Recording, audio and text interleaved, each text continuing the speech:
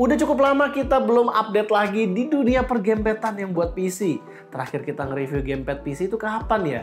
Kayaknya 4 tahun lalu deh kita nge-review buat Funtech. Itu dia ngeluarin yang wireless harganya 200 sampai 300 ribuan gitu. Itu nyala aja udah alhamdulillah. Tapi ternyata sekarang gamepad yang harganya nggak nyampe 300 ribu itu udah bagus banget.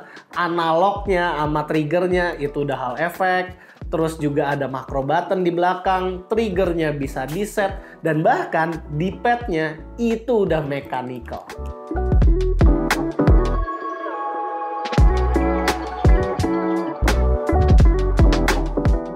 Kalau dilihat dari bentuknya, sebenarnya gamepad ini kurang lebih sama controller Xbox biasa, di mana gripnya mantep, bentuknya bulky dikit, dan color paletnya itu juga kece.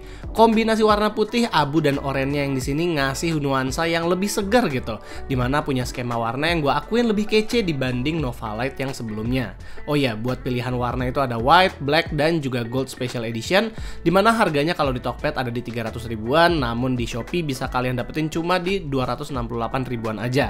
Ada pilihan plus docking juga di mana total harganya jadi 500 ribu. Controller ini juga punya beberapa texture grip, di mana yang pertama ada di bagian belakangnya, cuman itu nggak terlalu kerasa banget, di mana kalau yang menurut kita itu kerasa banget ada di analognya, yang dimana itu membantu jempol kita pas lagi navigasi. LB dan RB-nya agak lebih gendut dari controller biasa dan nggak terlalu panjang juga, tapi buat analog dan juga trigger dia sudah pakai hall effect, namun belum yang TMR alias ini adalah hall effect yang biasa. Bentuk dari triggernya lumayan mudah buat ditekan dan ada switch buat nahan triggernya kalau mau jadi button aja. Sementara buat face buttonnya memang masih menggunakan membrane, namun enak banget buat ditekan berkali-kali.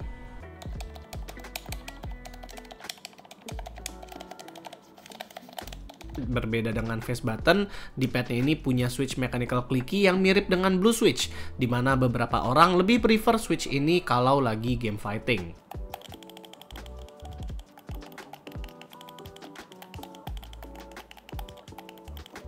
Melihat ke dalam boxnya, kita dikasih controllernya itu plus bonus sebuah cover yang bisa menjaga controllernya agar nggak berdebu kalau lagi nggak dipakai. Namun ngelihat hinge-nya itu kerasa kayak covernya itu agak ringkih. Lalu ada kabel USB-C to A buat charging atau firmware update. Dan dongle-nya ini bentuknya nggak gede-gede banget ya, sekaligus satu skema warna juga dengan controllernya. Jadi secara estetik gua nggak ada komplain sama sekali. Dan untuk dongle-nya ini dia ada sebuah tombol yang gunanya adalah untuk pairing atau repairing. Jadi kalau misalnya nih dongle-nya hilang atau controllernya yang hilang, kalian masih bisa cari dongle baru atau controller baru. Overall, Gameser Nova 2 Lite punya 3 koneksi, yaitu dongle 2,4 GHz, Bluetooth, dan juga wire. Buat mode dongle 2,4 GHz-nya, kita tinggal pencet logo ayam ini plus X dan indikatornya itu warna hijau. Kalau Bluetooth misal ke Android atau iOS bisa logonya plus B dan itu berindikator warna biru, dan logo ayam plus Y itu bisa buat Nintendo Switch yang indikatornya warna merah. Buat Nintendo Switch dia juga bisa switch button antara B dan A dan X dan Y biar ngikutin layoutnya Nintendo Switch pada umumnya. Sayangnya, karena nggak ada gyro sensor dan juga touchpad, controller ini masih belum support dengan PS5. Jadi konsol yang support itu cuma Xbox dan Switch aja. Sementara di PC, ada software yang namanya itu Gameser Connect di Microsoft Store. Di sini kita bisa kustomisasi mulai dari face button, D-pad, sampai bikin makro di back button yang L4 dan R4-nya. Trigger sensitivity juga bisa diatur dan analog sendiri bisa diatur-atur juga. Mungkin ada beberapa orang yang mau custom controller mereka sampai sejauh ini, tapi kalau kita sih default aja udah cukup. Mesin vibration mereka ada dua macam, jadi mesin yang kiri adalah yang besar dan yang kanan itu buat vibration yang lebih halus.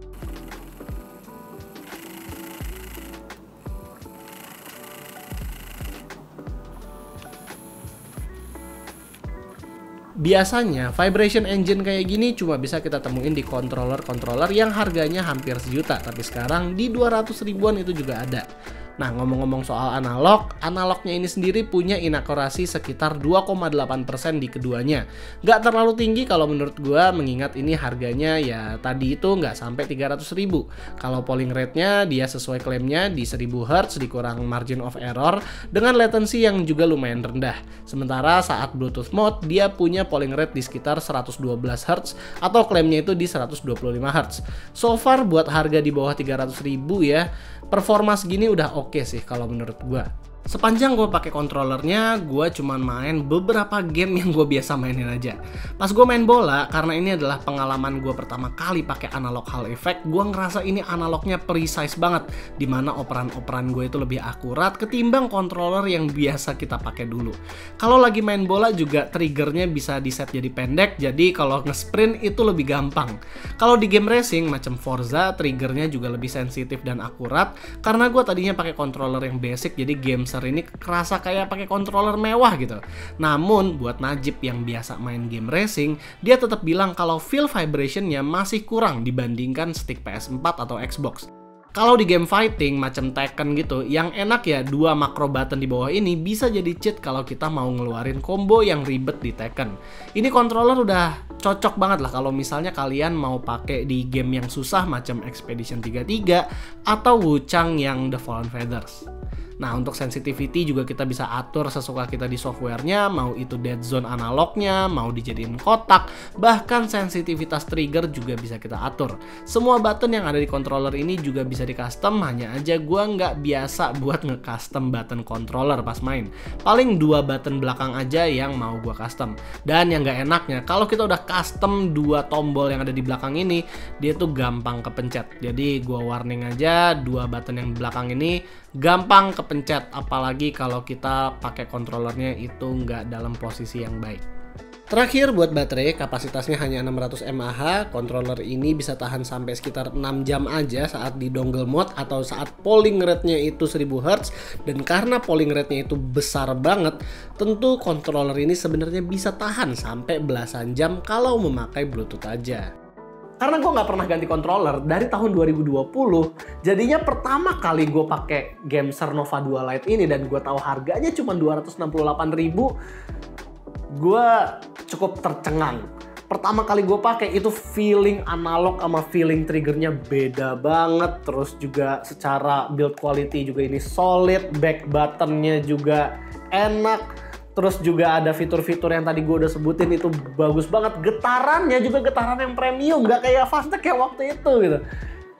Gue ngira kalau ini adalah gamepad yang paling worth it di harga 200 sampai 400 ribu. Tapi ternyata kompetitor-kompetitornya juga banyak yang emang fiturnya itu bahkan lebih banyak daripada gamepad yang ini. Kalau tadi kita bilang dia nggak ada touchpad dan juga nggak ada gyro sensor, ternyata di harga 300 ribuan lebih atau nggak nyampe 400 ribu, kalian bisa dapetin gamepad yang udah ada gyronya. Nih di China aja itu mereknya ada banyak, kayak Thunder Robot lah, Easy SMX dan lain-lainnya itu banyak.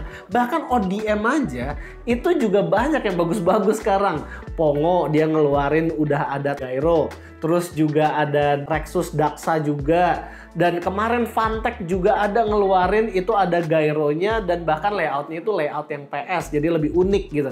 Dan jujur-jujur aja ternyata kita doang gitu yang kudet di dunia pergamepetan. Agak disayangkan sih kalau ternyata nambah 100 ribuan, 100 sampai 200 ribu lagi kita udah bisa dapet gamepad yang fiturnya itu lebih banyak dan kemungkinan nanti akan support game yang bisa pakai gyro juga. Tapi yang bisa gue yakinin ke kalian di video ini cuma satu, kalau sebenarnya di bawah 300 ribu nggak ada controller yang lebih worth it daripada ini kalau menurut gue. Karena fitur-fitur yang tadi kita sebutin itu nggak ada, dan juga secara feeling ini adalah salah satu controller yang paling bagus yang pernah kita cobain juga. Kalau kalian sendiri sebenarnya budget buat controller itu berapa sih?